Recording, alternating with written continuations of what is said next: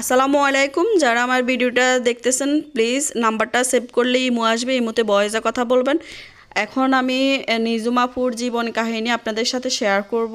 নিজুম আপু আমার সাথে যোগাযোগ করছে, উনি একটা জীবন সঙ্গী চাইতেছে, ওনার জীবন কাহিনী উনি শেয়ার করছে। ওনার হাজব্যান্ড কিভাবে মারা গেছে, 9 মাস সংসার করার পর হাজব্যান্ড কিভাবে মারা গেছে, উনি ওই জিনিসটা আজকে শেয়ার করবে। প্লিজ সবাই ভিডিওটা শেয়ার করবেন, ভালো লাগলে ভিডিওতে একটা লাইক দেবেন। আর স্ক্রিনে দেওয়া নাম্বারটা সেভ করলে ইমো আসবে, ইমোতে আপনারা ভয়েসে কথা বলবেন, কেউ ডাইরেক্ট কল দেবেন।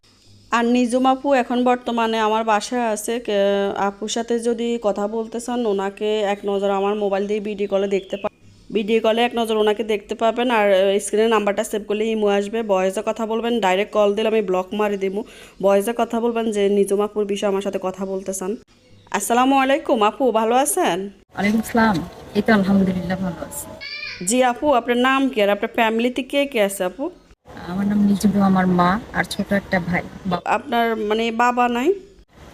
বাবা মারা গেছে তাও তো আমার বাবা মারা গেছে ওই সময় হয়তো আমার 10 কি 11 এরকম।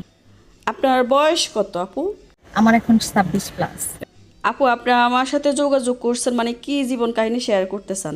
প্রথমত একটা মনের মানুষ পাওয়ার জন্য, কারণ বয়স তো কম হয়নি তাই না, যেহেতু 26+।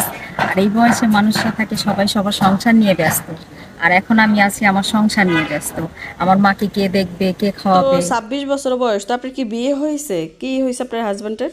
বিয়ে হয়েছিল, মিথ্যা কথা বলবো না, যেহেতু আমি মুসলিম। হ্যাঁ, আমার মারা গেছে, আমি চাচ্ছিলাম মিথ্যা কথা বলতে। বিয়ে হয়েছিল, আপনার হাজবেন্ড মারা গেছে, তো মানে ওইখানে আপনি সংসার করছেন কতদিন? সংসার ছিল ওইখানে বেশি দিন না, 9 মাসের। সংসার করার 9 মাস পরে হাজবেন্ড মারা গেছে, আহারে আল্লাহ। তো এখন আপনি মানে বর্তমানে আছেন কোথায়? হ্যাঁ, বর্তমান আমি আমার মায়ের কাছে।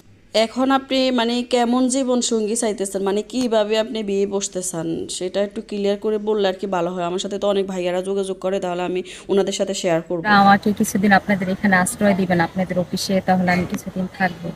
আচ্ছা সমস্যা না, আপনি আমার এখানে থাকতে পারবেন। সেটা আমি অবশ্যই ব্যবস্থা করে দেবো, যেরকমই আপনি চাইতেছেন। ঠিক আছে, আপনি আমার এখানে থাকতে পারবেন, অসুবিধা নেই। অনেক দিন আসছি আপনাদের কাছে, এখনো পর্যন্ত পেলাম না আমার মনের মানুষ। আমি চাচ্ছি যে এই খুঁজে পাই, সে যেরকমই হোক তাতে কোনো সমস্যা নেই, তবে ভালো মনের একটা মানুষ পাই। এখনো পাইনি তো, তাই মনে একটা আফসোস। আসলে মনের মানুষ খুঁজে পাওয়াটা অনেক কঠিন, ঠিক আছে? সেটা আপনি আল্লাহর হুকুম থাকতে হবে, আপনার নসিবে যা আছে তাই হবে। যদি ভালো মানুষ আল্লাহ আপনার নসিবে রাখে তাহলে অবশ্যই হবে, ঠিক আছে? আর আল্লাহ ধৈর্য ধরতে হবে, ধৈর্য ধরলে ধৈর্যের ফল আল্লাহ ভালো দেয়।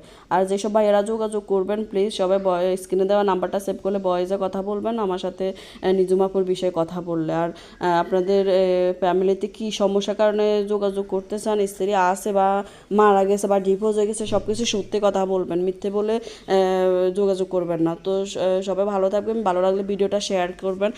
আসসালামু আলাইকুম রহমতুল্লাহি ওয়া বারাকাতুহু।